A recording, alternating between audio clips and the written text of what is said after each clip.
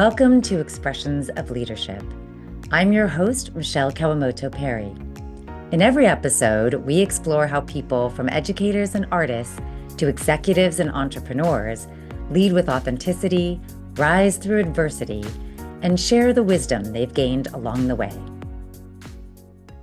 Today, we're joined by Katie Mednick, founder, TEDx speaker, and a leader who has navigated growth, reinvention, and building something meaningful in spaces where the path isn't always obvious.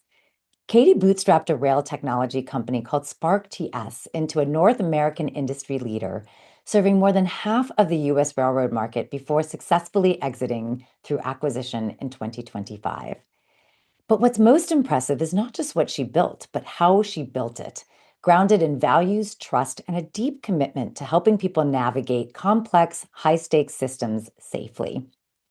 Out of that experience, she founded Aluma, a spiritual self-care platform designed to help people cultivate clarity, resilience, and inner alignment in their lives. Today, we're talking about leadership and uncertainty, defining success on your own terms, and what it means to build both externally and internally. Katie, welcome to Expressions of Leadership. It's such a joy to have you with us. Thank you. So glad to be here. Now, you started your career as an instructional designer in the mortgage space. What drew you to that work? I actually say I grew up in banking. So my first job was as a teller. And by the time I was 21, I was an assistant vice president of a little community bank. At the same time, I always wanted to be a teacher. So at that point, my early career in my 20s was really exciting, and I missed the opportunity to go to through student teaching and all of that sort of thing. So training just felt like the next closest thing, and mortgage felt really comfortable because it was so close to banking. And then you were recruited into the railroad industry at a time when they were facing a major training regulation issue. What did that moment demand of you?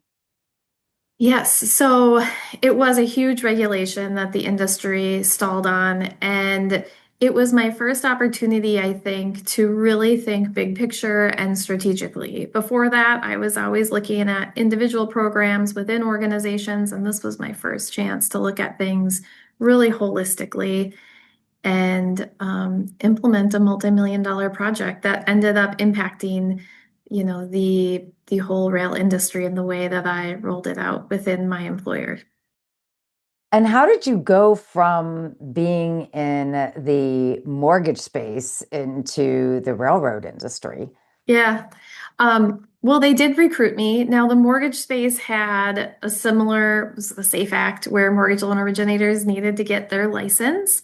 And just a few months difference, Congress enacted this big rail regulations. They were actually very different industries, but with very similar problems. And it felt familiar in a different way. It also was a really good opportunity for me to just look at my whole graduate program holistically. So it felt like someone took my master's degree in training and created a regulation for the rail industry. So while the industry was new, the work to me felt very familiar. And then while you were there, you had to conduct task analysis across railroad roles, really understanding every job in the system. What did that teach you about people, responsibility, and leadership? It was, it taught me how to navigate really that first bad impression because no matter how I walked into the room in that space doing that task analysis and the analysis, I was often the only woman. I was clearly not one getting my hands dirty doing the railroading work. And so I was new. I had to break through that bad first impression to help build trust. In the banking world, I had that AVP, VP title to help with instant credibility. But in this space, I had to really build trust and build that credibility in the way that I interacted and showed up. And so, what were the key ways that you worked to develop that trust? I really took the time to physically go and meet with people. I could have, at the time it was Skype instead of Teams, but do virtual meetings. But I wanted to show that I was committed to really understanding the work that they were doing and investing that time. Also, when you're face to face, you can read the room better. And one of the things I learned back in my banking days was to call out uncomfortable situations in a way that was respectful. So having that emotional courage to say, I can tell you're really resistant to this, or you're not quite sold on this project. Let me explain it, or is there something I can answer to help you feel more comfortable instead of ignoring the fact that they really didn't want me there. The railroad space is very unionized. So I was, talking to unionized people sometimes, and I represented corporate or management. So really being in the room with them so that they understood that my goal was to make their jobs easier, and I was assigned a project and I wanted their input on how to best do that. And I think that's hard to do across virtual space. Absolutely. It's just something that is difficult because it's hard to have that true bond when you're not in the same physical space together. Yes, and then afterwards, the collaboration through that email or Teams meetings works just fine because you've already built that trust. And then you became deeply involved in CFR Part 243, which, for listeners who may not be familiar, is the federal regulation that sets the training and qualification standards for railroad employees, ensuring safety and also consistency across the industry. What did it mean to step into that very high level of responsibility? I think that at the time I didn't recognize it as that level of responsibility. It was really why I was hired to get my employer ready for the regulation. And as somebody that had just finished a master's program, I was excited to put to work everything I had just learned. I didn't realize at the time that because I was so passionate about what I was doing, and I spent most of my time talking to people doing the work, that the things I would end up creating through that process ended up being the industry templates for the regulation. And, I'll say it was really a unique thing. The Class 1 railroads would get together once a quarter and collaborate on this regulation.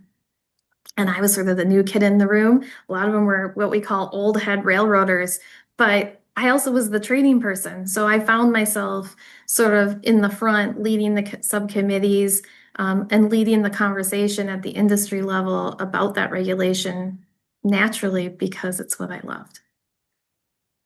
And then you also contributed to shaping language for the industry and regulatory oversight. When did you realize that you were influencing at that kind of level? I think it was really when I started building the relationship and rapport with the regulators directly, and they would ask for feedback or insight, or I would just offer, like, this isn't going to work. They recognized, I think, in me I understood the intent of the regulation. I wanted to do the right thing, but it was a new regulation that was still being formed, and it wasn't practical. So once I had that collaborative relationship with the regulator, I realized that I was impacting things a little bit beyond what I initially thought I would be with my employer. And what was it like when you had that realization? I don't know. It didn't occur to me in the way that it should have. Like it felt really natural because it was again through the relationships I was building with them. And so it felt collaborative. I didn't think of it as like I'm the one I'm impacting this. It was more like, oh, I'm so glad that they're listening to me so that we can get this done right. So I didn't have it framed that way, honestly, in my head at the time.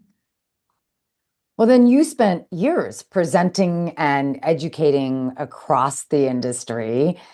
How did that experience shape your voice and presence as a leader? In the very early stages of presenting, I would try to script it or I would practice.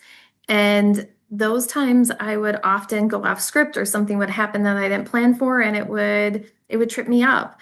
The more that I did speaking and presenting, and oftentimes I'd do that with the regulator, the more I gained comfort in just showing up and trusting that I knew the answers. And it gave me a presence in the room where sometimes what I thought I was going to speak on, I spoke on something completely different based on a question or based on who showed up. And so I could really tailor what I was presenting to the audience and what they needed to hear. And that just comes with, I think, practice versus, yeah, I think it just comes with practice. And building confidence. I'm curious as to what helped you to ultimately build that confidence in yourself. Again, it was the practice of speaking, but it was also recognizing that I was seen as the industry expert in this regulation. And I will say, even after I founded the company and had it for several years, I would have not said that out loud, although it took me a long time to accept that. But once I realized that that doesn't mean I am better than the people in the room. They're the experts in the jobs they're doing. I've just invested so many hours in unraveling this really complex regulation, and they haven't had a spare moment to barely think about it. It empowered me to speak up on what I had learned because I recognized it was going to help them do their jobs better. And they just didn't have the luxury I had of a master's degree in that specific topic, but more importantly, the hours I had invested in understanding how that regulation was going to impact the industry and each, like you said, each job on the railroad. So I could dig into the weeds of any name the job and I could talk in detail about what the considerations were for that specific role. What did it mean to you to know that you were having an impact on the safety of all of these people working within the system? Well, it's incredibly rewarding when you think you're making an impact. And in some ways, I think the regulation did impact the safety of the industry and the way it was implemented. But at the time, it was really the rewarding factor was the one-on-one conversations that I had with people where I realized I was helping them, giving them tools and insights so that they could carry out the work because they were the ones doing the work. I was just helping guide them. Or when I built the platform Railtasker, it was really putting my expertise into a software product so that they had the tools to do what they needed to do. So the rewarding part was on those one-on-one conversations. I remember talking to folks in those early years with the regulation coming out, like people were ready to just walk away from the rail industry, whether it was a small business owner contractor who just didn't think that they were going to be able to navigate the regulation and I would be able to within 30 minutes lay it out like this isn't so hard. You don't need to give up this second or third generation construction company just because this is coming down the pipeline. This is not as bad as you realize. I also had conversations. I know there was at least 2 or 3 times I can remember where someone was actually in tears, these big, tough railroaders, and they didn't know if they were going to keep their jobs because they felt like it was their responsibility to figure this thing out and they didn't think they were going to be successful. So that was incredibly rewarding. Well, what's so powerful here is how leadership and guiding, as you are doing, often finds us before we even claim it for ourselves. True. Well, let's pause here. And when we come back, we'll explore how Katie's path evolved into entrepreneurship. Don't go anywhere. True transformation starts from within. The Forward Project partners with organizations to create meaningful culture shifts and develop leaders who inspire real change. If your team is ready to move forward with purpose, visit www.theforwardproject.co.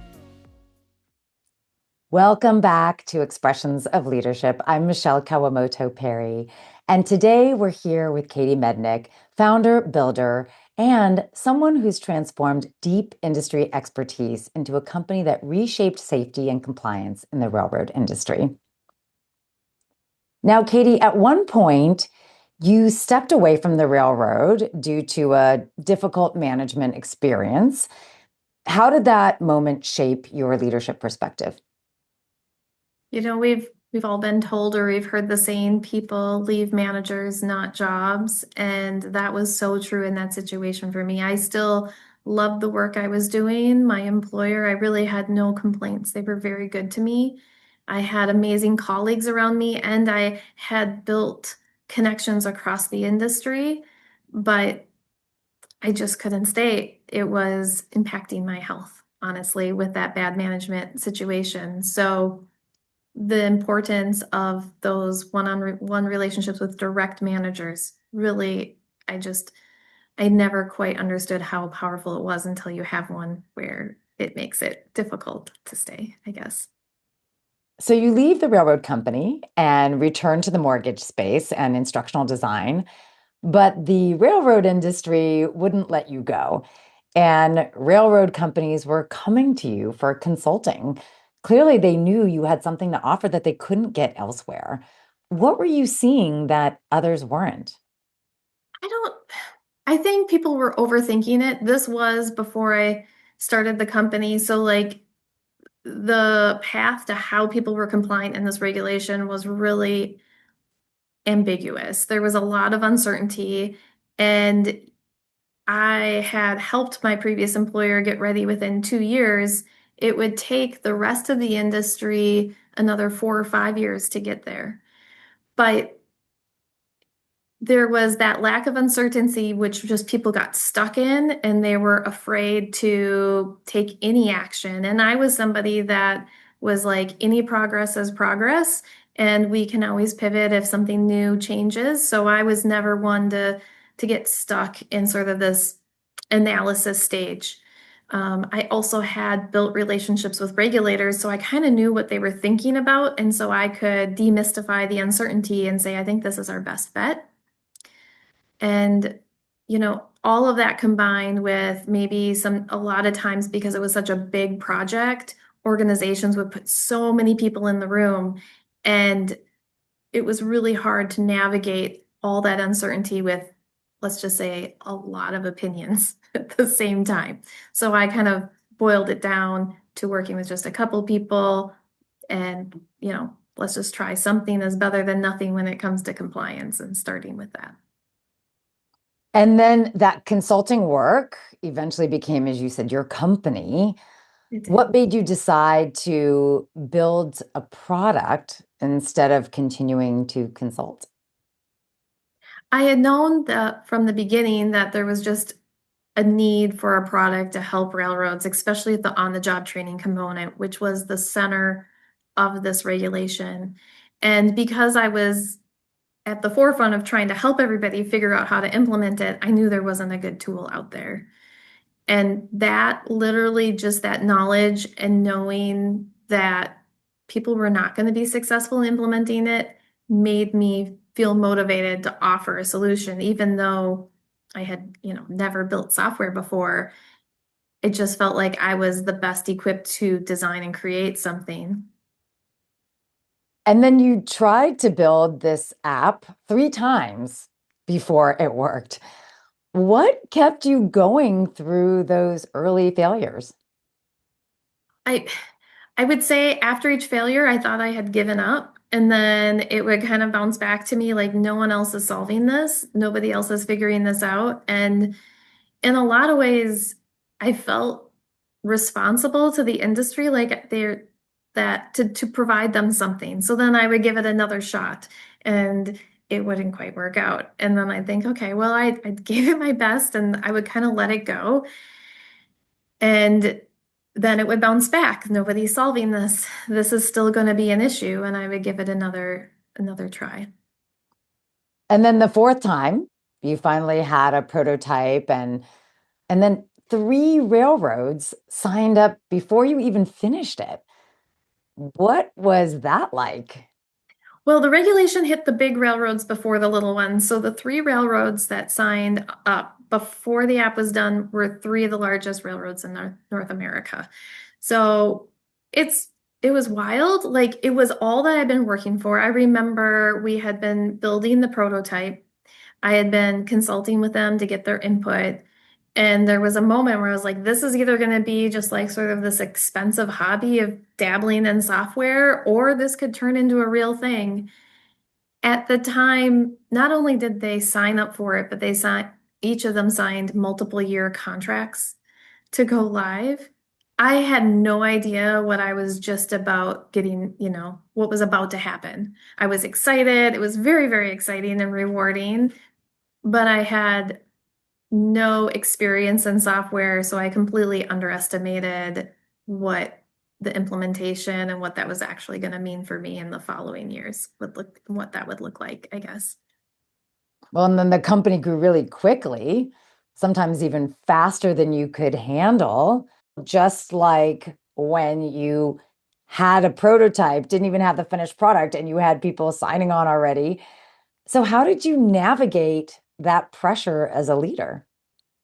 Oh, how did I navigate the pressure? I mean, we doubled in size for several years in a row. And in the beginning, doubling in size isn't so big because you start off small, but after 4 or 5 years of doubling in size, that's hard to keep up with.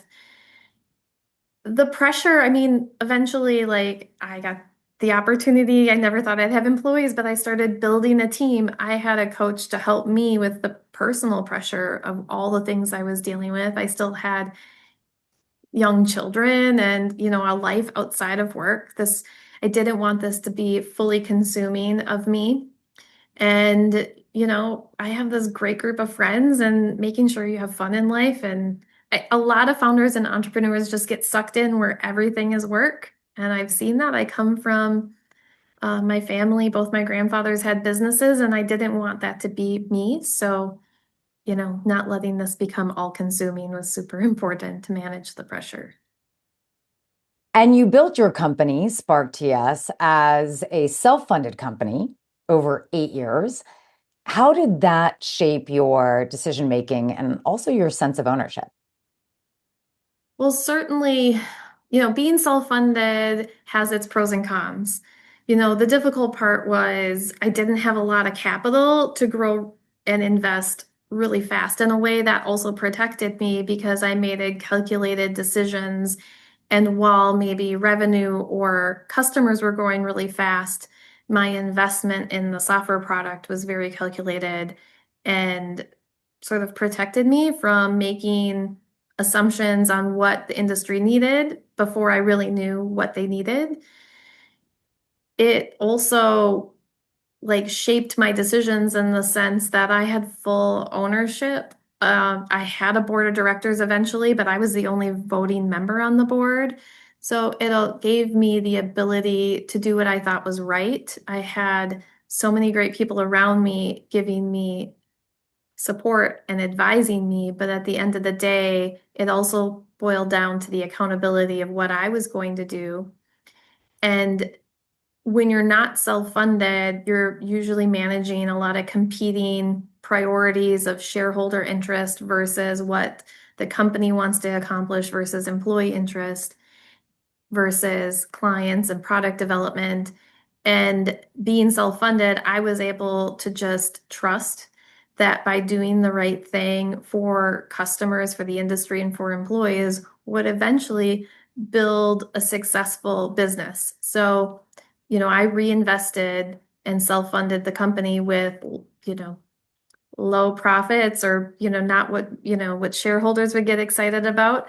But at the end of the day, it was that slow and steady progress to a long-term goal that I think really created the success that I had. And I didn't necessarily know it at the time. It was managing those constraints. And I wanted to circle back to when you were talking about working at the railroad company and this manager. It's amazing how much an experience with a manager can really change the trajectory of your career. It's true. Yeah. I would have stayed at the railroad because I loved it there. And because I loved it there, I was easily sucked back into the consulting work, which led me to build Railtasker. But I wouldn't have been able to start a company while working for a railroad. It wouldn't have felt ethical to me. So that little bit of a sidestep out of the industry back into the banking mortgage space gave me permission and the ability to start something while I was still working. I had talked to my manager at the time and said I might doing some consulting and nights and weekends. He was completely supportive of it. And it allowed me to get started in a way that felt good to me because I'm sure I would have never done this had I been employed in the industry at the time. Let's take a quick break. And when we come back, we'll talk about values, resilience, and the moments that test you as a leader. Leadership isn't just about strategy, it's about people. The Forward Project helps organizations cultivate strong, adaptable leaders who create thriving workplace cultures. If you're ready to invest in your leadership team, visit www.theforwardproject.co to learn how. This is Expressions of Leadership. I'm Michele Kawamoto Perry, joined today by Katie Mednick, whose leadership journey is grounded in resilience, ownership, and building with intention. Now, Katie, you've said that a key lesson was redefining success as living your values. When did that shift happen for you?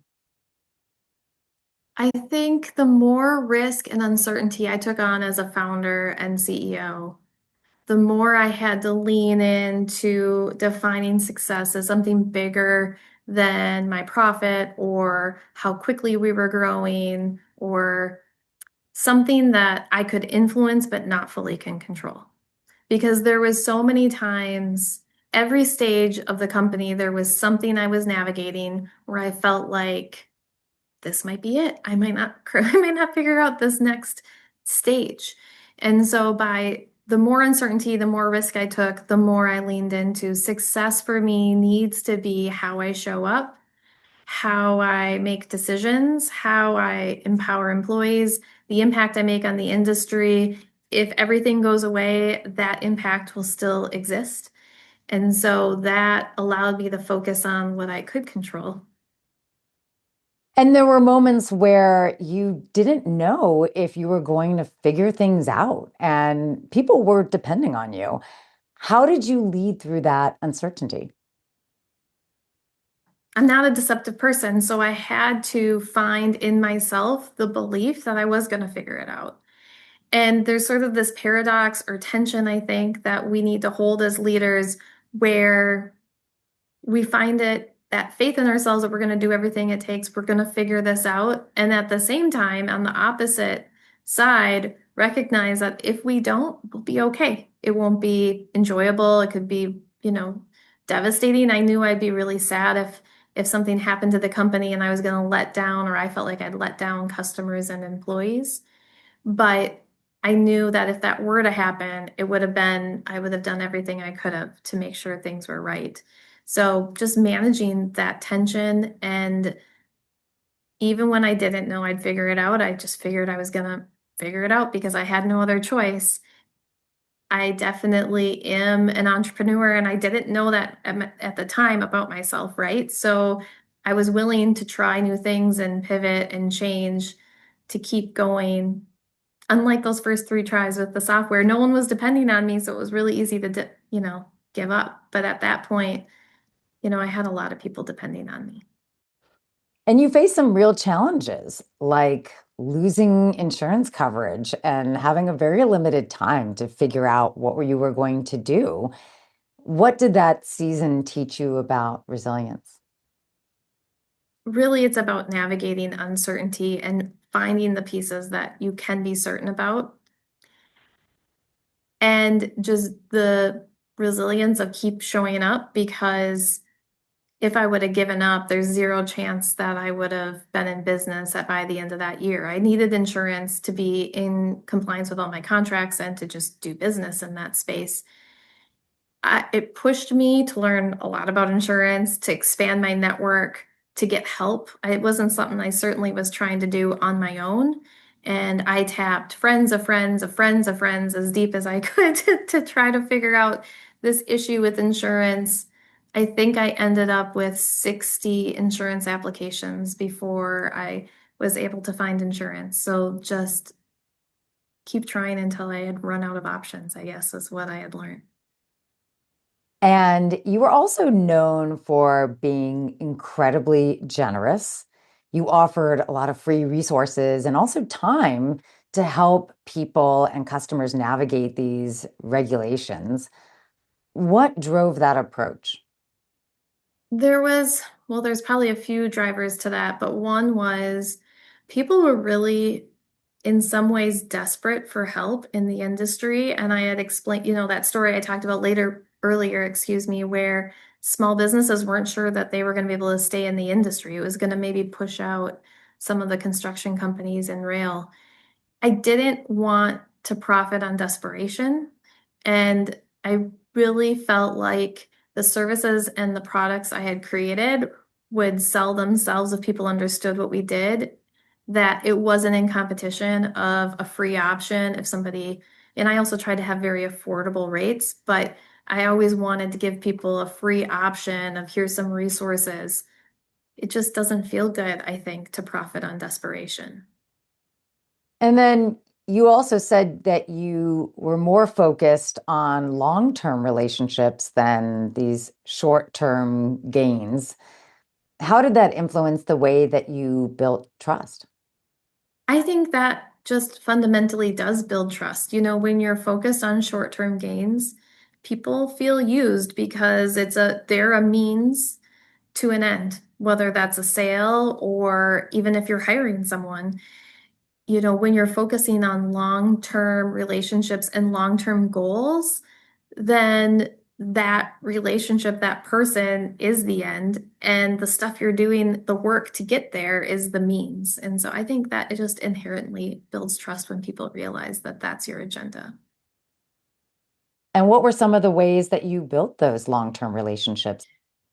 There is several. I mean, I tend to be maybe overly transparent. I didn't have a salesperson until the very end, right before I sold the company. But I used to start sales calls on all the things I couldn't do. I felt like, you know, under promise, over deliver builds trust. But again, I had confidence in what we could do that I was not afraid to say, no, we can't do that. Or I still needed to maintain this trust with the regulators as well. And honestly, there was customers that I just didn't, or potential customers that I didn't do business with because I didn't want to be an excuse or a reason for them to do unsafe things in the industry. I really took my reputation seriously. What were some of the things that maybe they would have asked you to do that you just said no? Well, they wanted permission through consulting, like would this work or that, and it would be not safe, so I would not. But also, being a training person, we offered online learning, we had hands-on software, we had multiple facets. I didn't want people to take and use something like online learning and think, and my name with the regulator to show that they imply that they were doing all these other things. That really was what the regulation was about. Because a 20-minute online video is not the same as on-the-job coaching, mentorship, and really skill tracking, which is what the regulation was about. So there was a lot of times that I declined selling online courses in particular. So, leading in alignment with your values is clearly important to you. Can you tell me more about the key values and the guiding principles of your company, Spark TS? Yeah, I mean, I am an instructional designer, so I wrote these early. My instructional designer will show up in this, but the values were people first, pursue growth, and participate in community. And they were really intentional values. One, it wasn't just I value community. It was I need to participate in community, and that was really important with my commitment to the industry, to employees, to my family, to my local community. Pursue growth for me was this accountability that we're talking about to make sure that when things are hard, I don't just take an easy answer, that I had people around me to hold me accountable for that. And people first is also what we've been talking about. People over profits, not, I didn't want to show up in a way where people felt like I was saying earlier that they were a means to an end. Like I wanted the success of people, and our company purpose was to empower success to be that end. The idea of defining success on your own terms, especially in high pressure environments, is such a powerful leadership shift. Let's take a quick break. And when we return, we'll explore Katie's reinvention and what she's building now. Don't go anywhere. Are you looking to connect with an audience passionate about leadership, growth, and success? Become a sponsor of Expressions of Leadership and align your brand with inspiring conversations that make an impact. Contact us at letstalk@expressionsofleadership.com to explore sponsorship opportunities. Welcome back to Expressions of Leadership. I'm Michele Kawamoto Perry, and today we're speaking with Katie Mednick, whose journey expands beyond external success into the deeper work of inner alignment. Katie, after building and exiting your company, Spark TS, what called you to create Aluma? Well, I spent the whole time in due diligence or through the sale process thinking I would never do anything like that again. And the people around me said, absolutely, Katie, you're going to build another software application, which my mind changed. Only Aluma came just 3 days post-transaction. So I was meditating and the idea for Aluma came into my mind's eye in such a complete way. I recognized that it was my consistent, sometimes not always consistent, but when things were rough, I would go back to different practices, whether it was meditation, prayer, reflection, journaling, accountability with, I had a spiritual director. And those are the things that enabled me to make tough decisions in the way I was proud. And the idea of Aluma came from that when I was meditating. So, how did your experience in that highly regulated, high stakes industry shape your perspective on inner alignment and spiritual practice? I think it made it necessary. So the more we put ourselves out there in uncomfortable situations, the more we take steps of faith where there's more risk, more uncertainty, the more we need to find certainty within ourselves and in the things like I was saying that we can control of how we show up in the world. And Aluma focuses on helping people build their own spiritual practices. Why is that so important right now? I really think we're living in a time where there is more uncertainty. There's more risks worth taking. And so the more we can all build inner strength, that what I like to call quiet confidence, not this, arrogant confidence that we have all the right answers or this frantic energy that we're trying to prove ourselves, but a quiet confidence that we can live within our values and take risks, the more I just think we're at a time where we all need that. We need to have that empowered motion forward to take the risks to solve some of the dilemmas that we're all facing right now.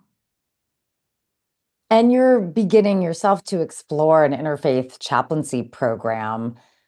I'm curious what inspired that direction. Yeah, totally unexpected for me as well until it came into I was thinking some form of ongoing education to help inform me because I believe any project I do, my own personal well-being and health is reflected into those projects. So because Aluma is a spiritual self-care app, I was wanting to get more knowledge in that space to ground myself to better influence and create Aluma. I was thinking a spiritual direction certificate, interfaith, but when I heard what chaplaincy was, which is spiritual care, and my brand was spiritual self-care, it just made a lot of sense. So for me, that will help keep me grounded, give me insights on how to better create tools within Aluma. And it creates a community of people where I'm subscribing to a code of conduct and ethics conduct. So I have the accountability that I want to have around me in this space as well. And you've said this space in particular needs accountability. What does accountability look like in personal or spiritual development? You know, in my first company, I was impacting people's lives around the world of safety, and that needed accountability. But when we talk about our spiritual or our inner lives, it's much more vulnerable. And I think the need for accountability is even more. Um, it's just it. it's dealing with people's lives, right? So I don't want to unintentionally cause harm to anybody. And I also want to be surrounded around people who, remind me that I don't care if I'm right. I just want to do the right thing. And I think we all need that. Like we all have our good days and bad days, and we're all capable of making bad choices, especially when things are difficult. So I lean into surrounding myself with people that will tell me what I need to hear and not what I want to hear. And speaking of leaning into tough times, let's talk about a difficult decision that you had to make in this new chapter. And that was ending a marketing partnership that just wasn't aligned with your values, even knowing that you weren't going to get your money back. What did that moment teach you? Right. So I was in this marketing partnership, and it was a marketing partner I'd used in the past with. So I kind of just jumped all in without fully assessing it if it was right this time. And unfortunately, within a few weeks, I realized they were not listening to my input. I didn't have a voice in the project. And I knew that whatever would come of it would not have been aligned with my values because they were taking actions not aligned with my values. So, yes, I just chose to walk away. With Aluma in particular, I really want to collaborate with people who have these shared values. I don't want to, it's like non negotiable to me. I want it because it's such a joy when you find people who are aligned with you, there's some magic that can happen in that collaboration. And I just didn't want to trade that magic for holding up a contract. At the end of the day, it was quite a bit of money for me as founding a new company. But I think the long-term risk, because they were building me a website, I didn't want to put that out there as the face of Aluma. And I still don't have a really beautiful marketing website today, although Aluma exists in the App Store and I'm just kicking off that project. So it put me several months behind in addition to the financial loss. But when I do go live with the website, I know it's going to be one I'm really excited and proud of. And how do you know when something is out of alignment and what is the right way to move forward when you sense that? I think that we all tend to know the right answer. I mean, I think we can feel it in our body. I'm definitely one that trusts my heart, my gut. But I'll say with that marketing contract in particular, I had first expressed my concerns to the owner, and I kind of negotiated like some mitigating, like they were going to help step in or add some resources. And that night, it still didn't feel right. Like I still didn't have peace. And when I finally made the decision to just walk away, I had complete peace of that decision. So I think we do know it's just trusting our gut, trusting, because we don't want to make hard decisions. We don't want to walk away. I didn't want to walk away from that contract and hit that financial loss. And even just, it was a previous marketing perk. I didn't want to harm a relationship with someone I had worked with in the past. So I think it's trusting our gut and our instincts. And how do you think about leadership now compared to when you were building your first company? With the first company, I really didn't even see myself as a leader. I didn't have employees in the beginning, although within the first year I did. My attorney once told me that he thought that the company had a CEO and it probably was me because I didn't put CEO on my title for years. I didn't have a title. And I felt like leadership sometimes separated me from people. And this time, it took me a long time, I should say, to really understand that leaders bring people together and empower people when it's done right. It doesn't separate us. And this time with Aluma, I have no problem claiming the fact that I'm the founder because it's my vision. And I can easily step into articulating that vision and bringing people around me who want to support it. And that feels really exciting. Where that first time around, I really just didn't own that. I didn't want to be that person for some reason. And so you were reinventing both a whole new app, but also yourself as a leader. What does reinvention require from us as leaders? So I have a tattoo on my arm of an Ouroboros, which is a snake eating its tail. It's a circle. And it really symbolizes that death and rebirth process that we all go through of reinvention. And it implies there's a death process. So that is sometimes uncomfortable because we can mourn that person that we thought we were, or it also requires us to step into the unknown. And there's a space between what we were and what we're going to be where there's just so much ambiguity. And that's where the real growth, I think, happens, is recognizing that this is all a process, this is all a journey, and there is no destination. And as we get more comfortable with that, that new version of ourselves starts to emerge, whether we realize it or not. Leadership is always evolving in that way, whether we're building systems in the external world or cultivating alignment from within.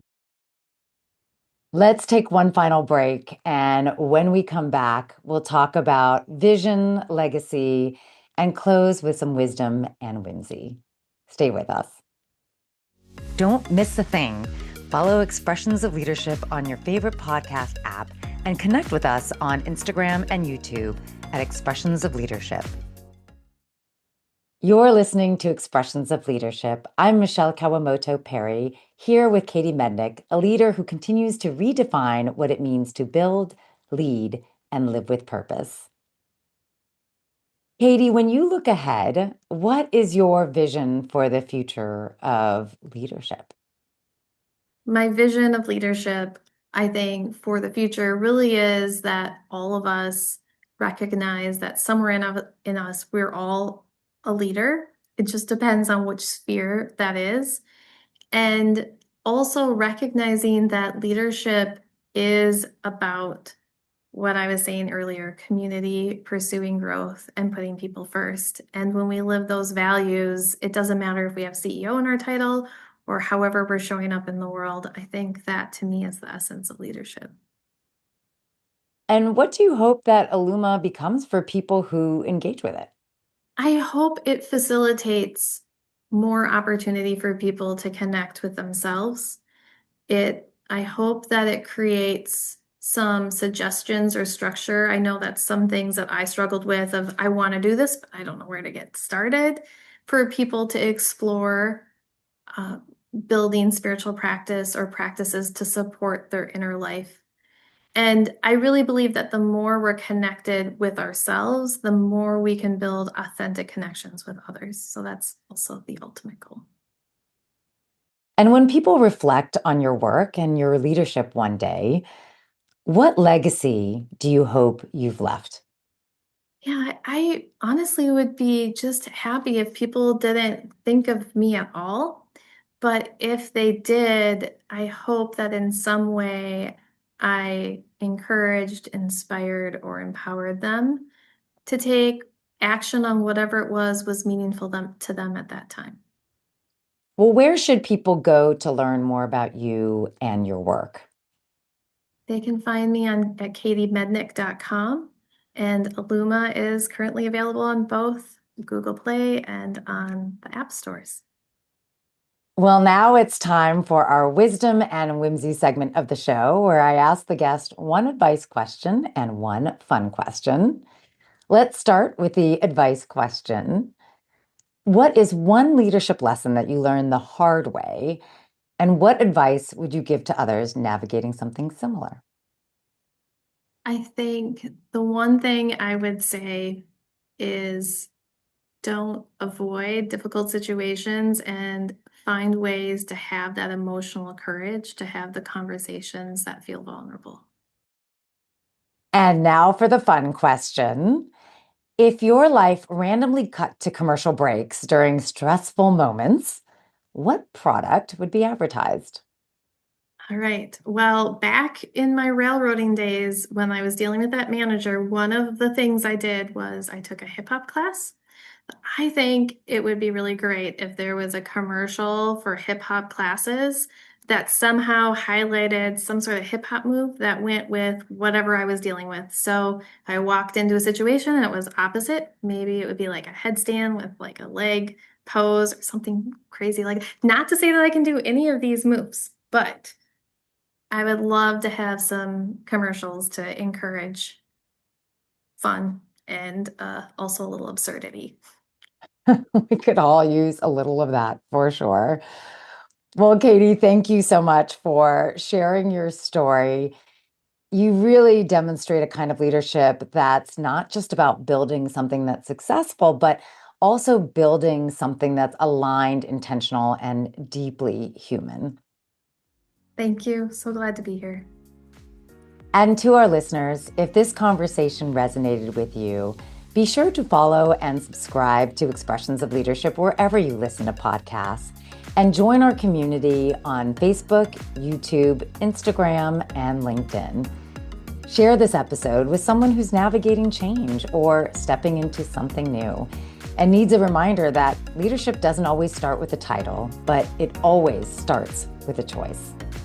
Until next time, I'm Michele Kawamoto Perry, inviting you to take one step forward, trust your voice, and lead in a way that creates meaning and connection. If you haven't done so already, make sure to click on that follow button so you don't miss out on future episodes. Have a guest you'd like us to interview? Questions, ideas, or just want to say hello?